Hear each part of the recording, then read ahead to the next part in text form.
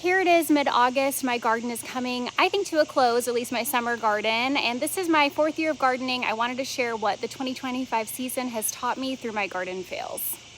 The biggest lesson I learned is you need to use cattle panel trellises. I had melons and cucumbers on this. It collapsed midway through the season, which is really sad because I think I could have had cucumbers going all the way through August, but I just couldn't maintain them anymore.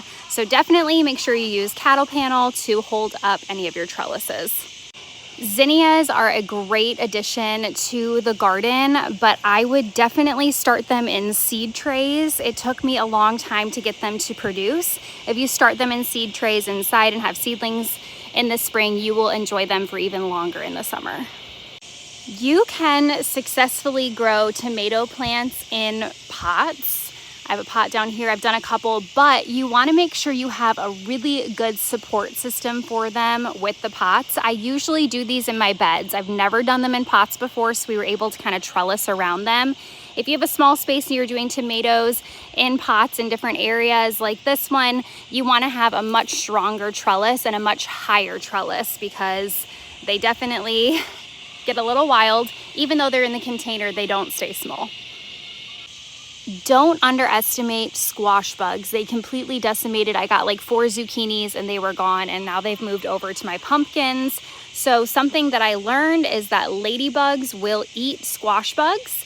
So I am going to be buying an abundance of ladybugs next spring and releasing them in my garden right away to try to help keep down on pest control. I also am going to come out here more frequently and make sure I get rid of the eggs as well, because I definitely didn't do pest control like I should have with these squash bugs. They've just ruined so much of my vegetables.